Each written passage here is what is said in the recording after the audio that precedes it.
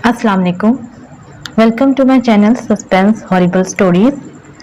तमाम videos updates के लिए सस्पेंस हॉरिबल स्टोरीज को सब्सक्राइब करके बेल नोटिफिकेशन को ऑन कर दें। तो आइए सुनते हैं आज की वीडियो में एक नई पुरस्कार कहानी। मावराई कुव्वतों से निजात मेरी पहचान बनती जा रही थी। चंद एक पेचीदा केस निपटाने के बाद मेरी इनकम में ठीक ठाक बढ़ोतरी हुई थी।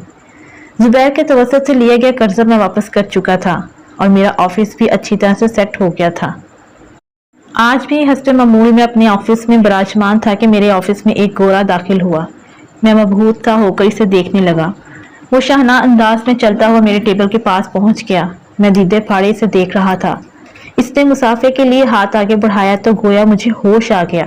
मैंने खड़े होकर इसका हाथ थाम लिया और गर्मजोशी से हिलाते हुए बोला, hello, my name is detective Ali. इसने बोलने के लिए लब कुशाई की और मैं हैरान रह गया। अस्सलाम वालेकुम, मुझे आपसे मिलकर बहुत खुशी हुई। एक अंग्रेज के मुंह से इतनी साफ उर्दू सुनकर मैं फूले नहीं समा रहा था। आप उर्दू बोल सकते हैं? ग्रेट, ये बहुत ही खुशी की बात है। मैंने खुश होते हुए कहा तो वो बोला, मेरा नाम माइक पैटरसन है। इसके लहजे में ठहराव था। इसकी आवाज़ इसकी नफासत की पहचान थी। जी प्लीज़ आप बैठ जाएं। मैंने चेयर की तरफ इशारा करते हुए कहा तो इसने अपने बैग को साइड में रखा जो उसके हाथ में था और वो कुर्सी पर विराजमान हो गया। आप क्या लेना पसंद करेंगे, चाय या कॉफ़ी? मौसम के लिहाज से मैंने दरियाफ्त किया तो माइक बोला, कॉफ़ी बेहतर रहेगी और अपने लिए भी मंगवा लें क्योंकि अगले कुछ दिन हम मुसलसल काम करने वाले हैं। मैंने टाइम ज़ाया किए बगैर कॉफ़ी शॉप पर कॉल करके 2 कप कॉफ़ी का ऑर्डर दे दिया। फिर मैं माइक से मुखातिब हुआ, मैं क्या खिदमत कर सकता हूँ आपकी? माइक ने एक गहरी सांस ली और बोला, मैं कुछ देर पहले ही इंग्लैंड से यहाँ पहुँचा हूँ और सीधा आपके पास आया हूँ। आपकी शोहरत से हमारी कम्युनिटी काफ़ी मुतासर है। कम्युनिटी से मुराद क्रिश्चियन हैं जो पाकिस्तान में मुकीम हैं। मैंने पूछना चाहा तो माइक बोला, जी हाँ, मेरा पाकिस्तान में आना जाना रहता है। मैं पादरियों की एक तंजीम से जुड़ा हुआ हूँ जो अपनी कम्युनिटी को किसी हाल में अकेला नहीं छोड़ती, ख़ासकर तब जब किसी पर कोई मावाई कुव्वत काबिज हो जाए। हम इसे बचाते हैं किसी भी हाल में। माइक ने गहरे लहजे में कहा। इसी दौरान कॉफ़ी आ गई तो हम खामोश हो गए। कॉफ़ी की चुस्कियां लेते हुए माइक बोला, ये कहानी कुछ अजीब है और हम इसे समझने से कासिर हैं। दरअसल इंग्लैंड के एक छोटे से कस्बे में एक ख़ानदान मुकीम है जिनके कुछ रिश्तेदार पाकिस्तान में भी रहते हैं। जिनकी प्रॉब्लम ये है कि इनकी बेटियां 10 साल की उम्र में एक अजीब सी कैफियत का शिकार हो जाती हैं, लेकिन ये सूरत हाल अब से ज़्यादा संगीन होती जा रही है। वो एक लम्हे के लिए रुका, कॉफ़ी की चुस्की ली और दोबारा मुखातिब हुआ। 10 साल की उम्र में इनकी जहनी कैफियत तब्दील हो जाती है और वो किसी जोकर की तरह हरकतें करना शुरू कर देती हैं। इन पर हिस्यानी कैफियत तारी हो जाती है। वो जोकरों की तरह हरकतें करती हैं और वैसा ही मेकअप करती हैं। इनका बर्ताव सर्कस के जोकरों जैसा हो जाता है और फिर कुछ अरसे के बाद वो ठीक हो जाती हैं। लेकिन इस बार ऐसा नहीं हुआ। ड्वेस्टर खानदान के यहाँ जब दोबारा बच्ची पैदा हुई तो वो फिक्रमंद हुए और 10 साल की उम्र को पहुंचते हुए वो लड़की इसी कैफियत का शिकार हो गई। लेकिन इस बार इन्हें चर्च से राब्ता करना पड़ा क्योंकि इसके घर वालों को लगता था कि इनकी बेटी पर आसेब का साया है। वो लड़की अपने बाल नोचना शुरू कर देती थी। इसकी आवाज़ मर्दाना हो गई थी। एक दिन इसने अपना जिस्म नोचना शुरू कर दिया।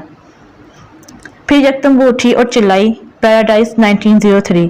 इसके मुंह से ये अल्फाज निकलते ही इसका सर जोरदार धमाके से फट गया। पूरे कमरे में खून दीवारों पर फैल गया। मैं माइक की बातें सुनकर शशदर रह गया था। माइक दोबारा गोया हुआ, अभी हम इस केस पर तहकीक करने में लगे थे कि पाकिस्तान से भी ऐसा ही केस सामने आ गया। ड्वेस्टर खानदान के कुछ अफराद यहाँ भी मुकीम हैं, इसलिए मैं यहाँ आया हूँ ताकि इस बच्चे की जान बचाई जा सके जो पाकिस्तान में इसी कैफियत का शिकार हुई है। यहाँ पर आने से पहले हमारी कम्युनिटी ने चर्च को आपकी काबिलियत के मतलब बता दिया था। माइक रुका तो मैं बोला, आपको क्या लगता है कि ड्वेस्टर खानदान आखिर इस सूरत-ए-हाल से क्यों दो चार हैं? अभी कुछ कहना कबल इस वक्त होगा। माइक ने बैग उठाया और दोबारा बोला, क्या आप मेरे साथ चलने को तैयार हैं? मैं खड़ा हो गया और बोला, क्यों नहीं सर, मुझे खुशी हो गई। माइक बोला, आपको इसका माकूल मुआवजा दिया जाएगा।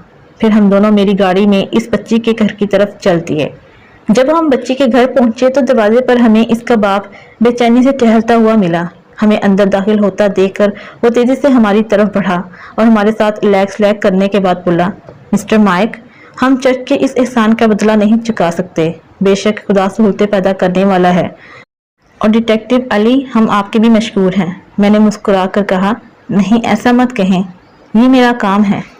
لڑکی کا باپ اضطراب سے ہمیں دیکھ رہا تھا۔ مائک بولا، ہم بچی سے ملنا چاہیں گے۔ جی ضرور، کیوں نہیں؟ بچی کے باپ نے تعصب سے کہا اور ہمیں گھر کے اندر لے آیا۔ انہوں نے کمرے کو باہر سے تالا لگایا ہوا تھا۔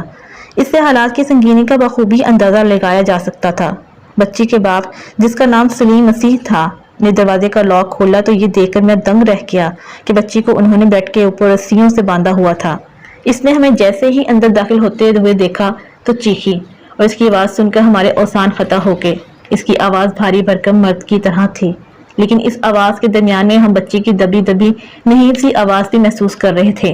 وہ دھاڑی، نکل جاؤ، دور ہو جاؤ مجھ سے، یہ میرا انتقام ہے۔ اس بچے پر بری طرح دورے پڑ رہے تھے۔ اس کا سنبھلنا محال ہو رہا تھا۔ میں بغور ساری صورتحال کا جائزہ لے رہا تھا۔ میں نے کافی جنوں اور سیبوں والے کیس دیکھے تھے، پر یہ اپنی نوعیت کا انوکھا کیس تھا۔ جہاں تک جنوں کی بات ہے، ان کی دشمنی کسی ایک انسان یا گھر سے ہوتی ہے، پر یہاں تو پورے کا پورا خاندان ہی ایک ناگہانی آفت کا شکار تھا، جس کی گتھی سلجھانے کے لیے کڑی محنت درکار تھی۔ خیر، انجلینا کی کیفیت بد سے بدتر ہوتی جا رہی تھی۔ اسے نیند کی ضرورت ہے، ابھی اس کا دماغ بالکل اپنے حواس میں نہیں۔ میں انجلینا کے چہرے کی طرف دیکھتے ہوئے بولا، ہاں مجھے بھی یہی لگتا ہے۔ ویسے میں اپنے بیگ میں کچھ نیند آور ادویات اور انجیکشن لے کر ہی آیا تھا کہ کہیں ضرورت پڑ سکتی ہے۔ مائک اپنا بیگ کھولتے ہوئے بولا۔ میں نے گڈ کہہ کر سر ہلا دیا۔ مائک نے انجیکشن دے دیا۔ کچھ دیر تک میں، مائک اور سلیم کے ساتھ ڈرائنگ روم میں بیٹھا ہوا تھا۔ یہ کافی کشادہ کمرہ تھا۔ سلیم صاحب، انجلینا کب سے اس کیفیت کا شکار ہے؟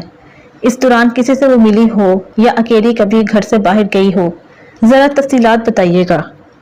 میں نے گفتگو کا آغاز کیا۔ سلیم کچھ دیر توقف کے بعد بولا، جناب، تقریباً 1 مہینہ ہو گیا ہے۔ جب انجلینا اسکول سے گھر آئی تو اسے شدید بخار تھا۔ اس کی ممی جلدی سے ہسپتال لے گئی، پر بخار تھا کہ اترنے کا نام نہیں لے رہا تھا۔ آخر 3-4 دن تک بخار اترا، پر اس دوران اس کو شدید غصہ آتا اور وہ چیزیں اٹھا کر ادھر ادھر پھینکنے لگتی۔ ہم سب چپ کر کے برداشت کرتے رہے کہ شاید بخار کی وجہ سے چڑچڑاپن ہو گیا ہے، پر ایک دن تو حد ہو گئی جب وہ سرخ آنکھوں سے گھورتے ہوئے بولی، سب کو مار ڈالوں گا۔ بہت بڑی غلطی کرتی تم لوگوں نے، جیکسن تمہاری نسل ختم کر دے گا۔ سلیم یہ کہہ کر خاموش ہوا تو میں بولا، پھر کیا ہوا؟ جیکسن کون ہے؟ پتہ نہیں جناب، میں نے پہلی بار یہ نام انجلینا کے منہ سے سنا تھا۔ مردانہ آواز میں یہ سب سن کر ہم سب بہت گھبرا گئے۔ کئی دفعہ تو اس نے خود کو مارنے کی کوشش بھی کی، بہت سے عاملوں کو دکھایا، پر ہر کوئی پیسے ہتھیانے کے بعد چلتا بنا۔ خدا کے واسطے ہم کو اس مشکل سے نکالو، ہم لوگ بہت پریشان ہیں۔ سلیم روحانسی ہوتے ہوئے بولا، تم فکر نہ کرو، یہ ہمارا مسئلہ ہے، میں کچھ نہیں ہونے دوں گا انجلینا کو۔ خدا نے چاہا تو جلد بریسٹر خاندان کو اس مشکل سے چھٹکارا مل جائے گا۔ میں نے اس کی ہمت بندھائی۔